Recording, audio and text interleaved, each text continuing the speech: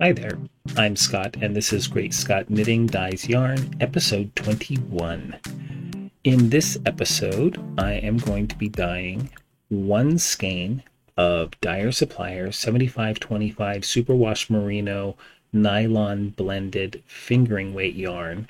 And this skein is the 100 gram skein of fingering weight. And I will be dyeing this with acid dyes. I have finally pulled the trigger and ordered 9 different colors, of which today I'm only going to be using the 3 that are going to be my primary standards. They are Fire Red, Bright Yellow, and Brilliant Blue. I picked these up from Dharma Trading Company, which I think might be my go-to place now for acid dyes, as they have really good pricing. Along with this, before I purchased these, I made sure that I also picked up my necessary equipment. I do have a respirator mask and gloves, and I also have some dedicated dyeing equipment, like some measuring spoons and pots, and mixing jars and things like that, that will never be used for food. And so, yeah, I had to get all that together before I could really jump into this playing with acid dyes. So I have my yarn soaking in just some plain water. And so I'm just going to let that soak while I start mixing some dye.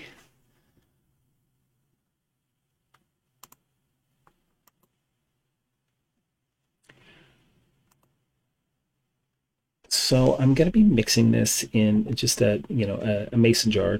Technically, this is an old Alfredo sauce jar that I'm repurposing it for my process. I also have an old metal straw that I'm using as my stirring apparatus. I do have a set of very small measuring spoons that I'm going to be using for this process.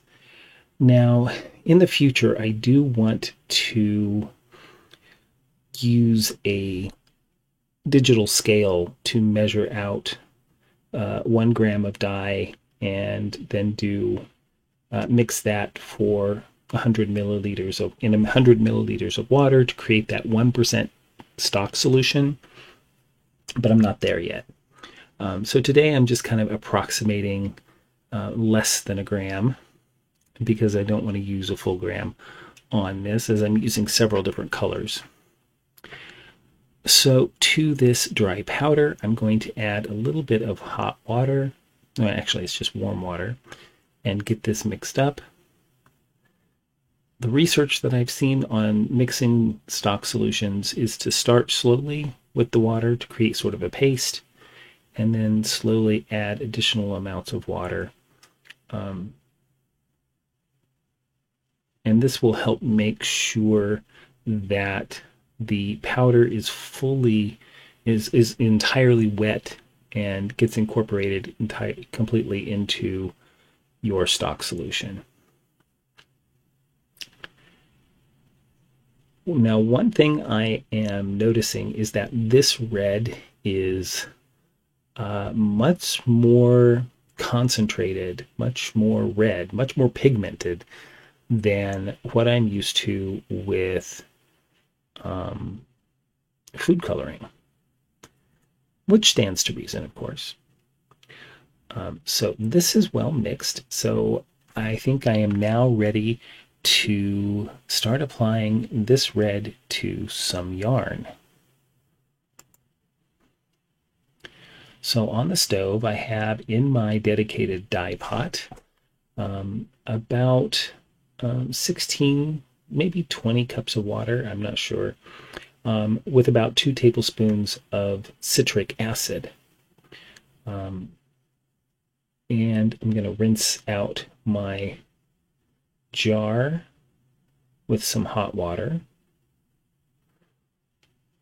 That looks really pretty. And to that, I'm going to go ahead and add my skein of yarn. Now I'm doing a twisted skein to have some resist.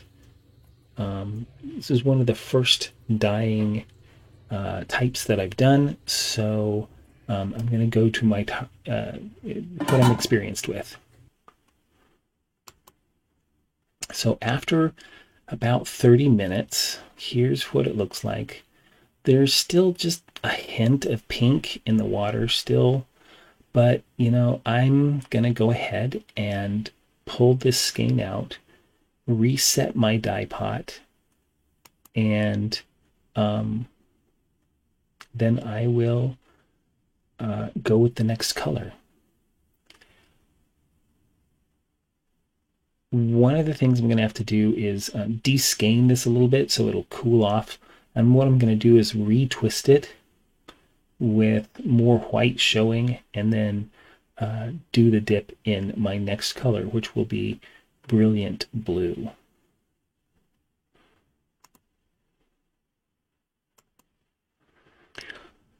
So I'm going to go ahead and mix my Brilliant Blue.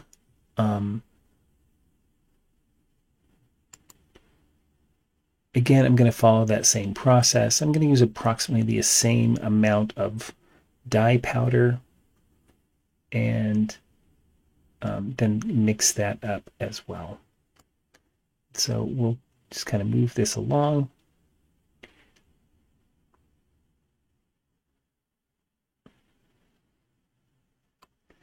And there is my stock solution.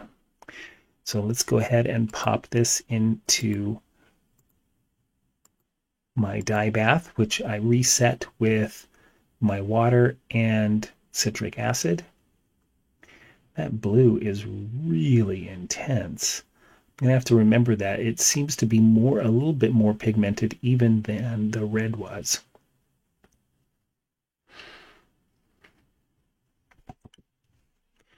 So here is my... Oh, I need to get my yarn.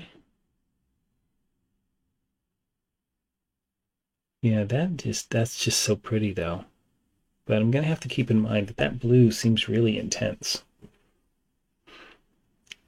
All right, so here is my retwisted skein. There's still some of that red showing, but there's a lot of white. And I'm just going to drop that twisted skein back into the water.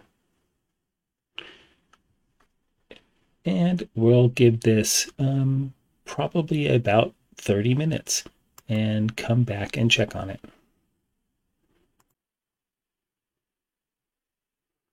And here is that dye bath. Again, there's still just a hint of blue. I'm not used to that, but I'm going to go ahead and pull it. It is absolutely beautiful. That blue is gorgeous, and it mixes really nicely with that red, making it a lovely purple color. Yeah, there's more blue in there than I expected to see, but I'm still going to go ahead and get set up for my next color, which will be the yellow.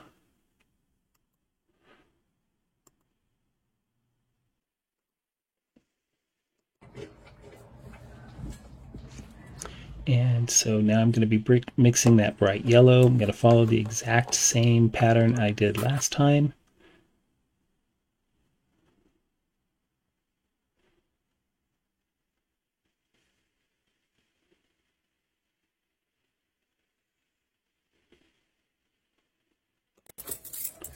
And there is my yellow stock solution. So we're going to add that in to our dye pot again, which was reset with about 2 tablespoons of citric acid. And again, I'm going to rinse out my jar with some hot water. And again, wow, this one looks much less pigmented, but yellow does tend to be less pigmented. Which makes me think maybe next time if I were to do this again, I would start with the yellow being the least pigmented, then go to red, then to blue. But there's the reskein. And again, we're just going to drop this in.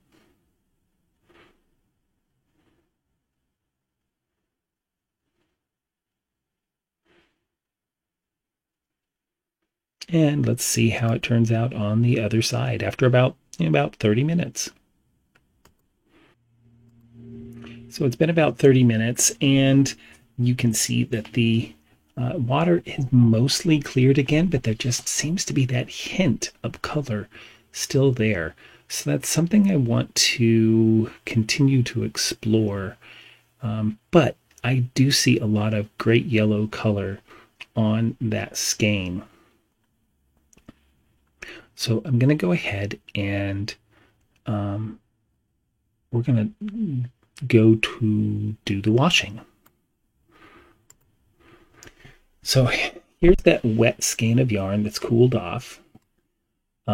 It looks really lovely. There's still some white, which is something I definitely like because it gives me that good contrast to all of those primary colors.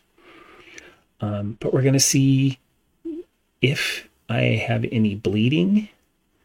Again, I'm not as familiar with using citric acid as my acid source. And I'm certainly not used to using acid dyes. So I'm not seeing any bleeding initially, which that's a good thing. I'm very happy about that. Maybe the slightest hint of yellow, but that not enough to be very concerned about. So we'll change that up, and we will add a little bit of clear dish soap. Oftentimes the adding of a detergent will initialize some bleeding. So we'll go ahead and give this a good wash in the soapy water.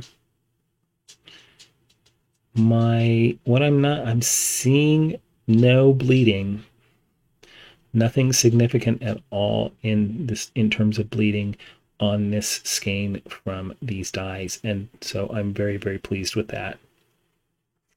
So I need to go ahead and rinse out all of the soap. No, that water is clear. So I'm going to finish rinsing, and then I will squeeze out as much water as I can.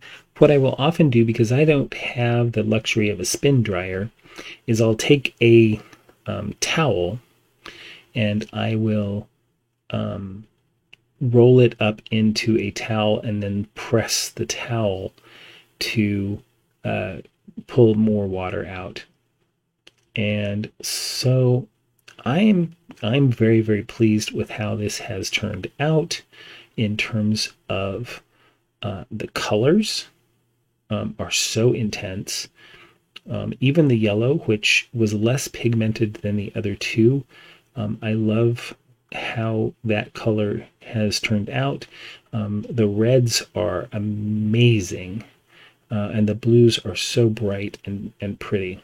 So, of course, this is wet, so the colors are much more intense right now. So I'm going to finish up the rinsing, and I'm going to hang it up to dry, and we'll look at the final skeins.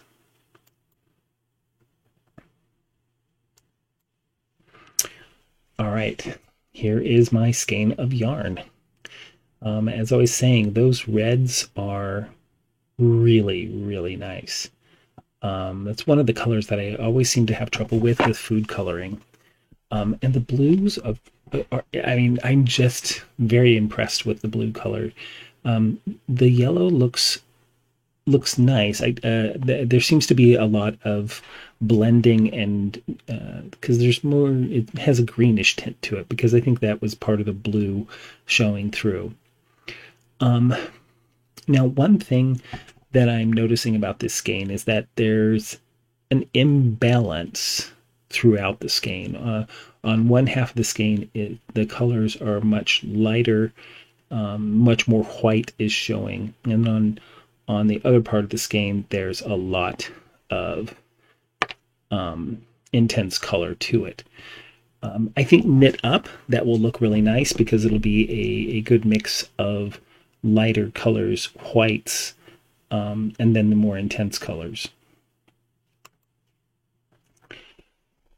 I really did enjoy the process, and I'm loving the colors that are coming out.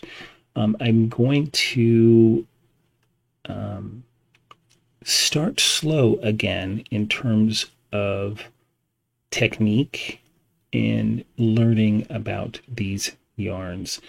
But I loved this first initial attempt, this first initial experiment.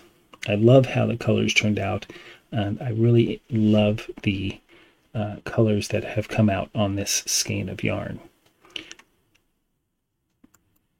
I hope you have enjoyed this episode of me dyeing yarn using acid dyes for the first time. If you did, hit that like button and give me that thumbs up. If you like what you find on this channel, hit the subscribe. And if you want to be notified of new content being uploaded, hit that bell icon. I appreciate your feedback, your thoughts, your comments, and I look forward to hearing your thoughts about techniques I could use, color combinations I could explore, and yeah, so feel free to give me information in the comments on your opinions. So again, thank you very much for joining me today. May you have peace in your home and the fullness of joy for all who dwell there. Bye.